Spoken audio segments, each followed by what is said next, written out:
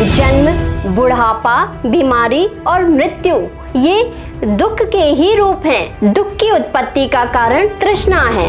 8 अंगों का समूह जिनको अपना कर व्यक्ति अपने जीवन के दुखों को कम कर सकता है।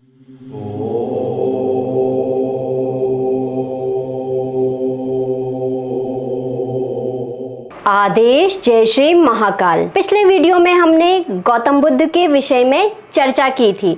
आज हम गौतम बुद्ध की मुख्य शिक्षाओं पे बात करेंगे जो उनके जीवन और धर्म के सिद्धांतों पर आधारित है।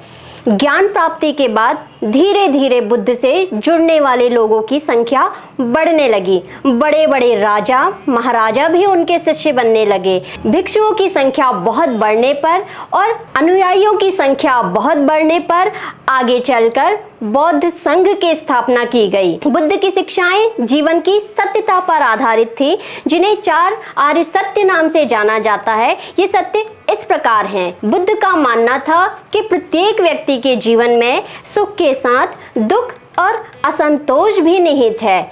जन्म, बुढ़ापा, बीमारी और मृत्यु ये दुख के ही रूप हैं। दुख की उत्पत्ति का कारण तृष्णा है।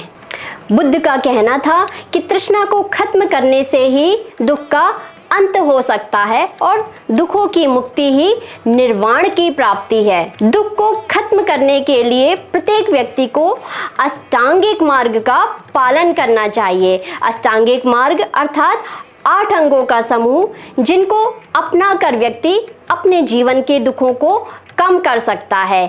ये 8 मार्ग हैं। सम्यक दृष्टि अर्थात जीवन के सुख दुख का सही तरह से अवलोकन करना और उसके अस्तित्व को स्वीकार करना। सम्यक संकल्प यानी अहिंसा, दया और करुणा का संकल्प लेकर आगे बढ़ना। सम्यक वाणी अर्थात सत्य, मधुर और ऐसी वाणी बोलना जिससे किसी को कष्ट ना हो। सम्यक कर्म अर्थात अहिंसक और नैतिक कार्यों को करना ताकि इसकी वजह से भी किसी को कष्ट ना पहुंचे। सम्यक आजीविका ईमानदार और नैतिक तरीके से जीविकोपार्जन करना।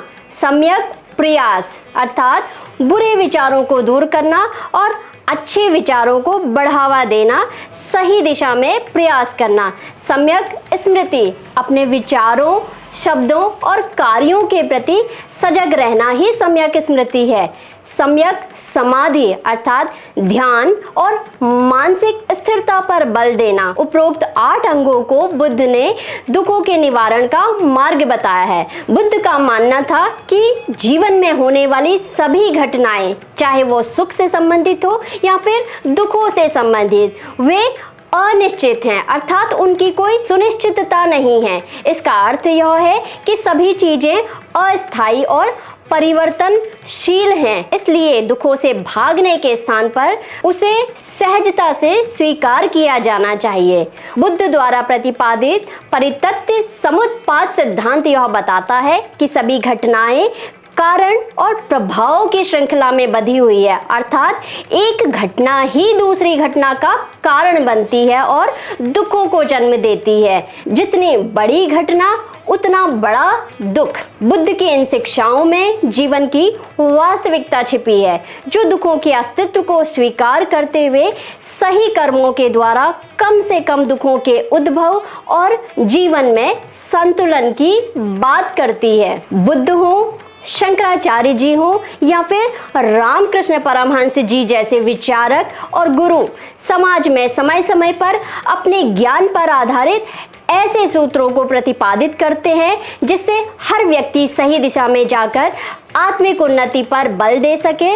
और इसीलिए हम सभी को प्रयास करना चाहिए कि ऐसे महान गुरुओं की शिक्षाएं हम अपने जीवन में उतारें और अपने जीवन में संतुलन बनाकर चलें ताकि हमारा जीवन खुशहाल हो सके।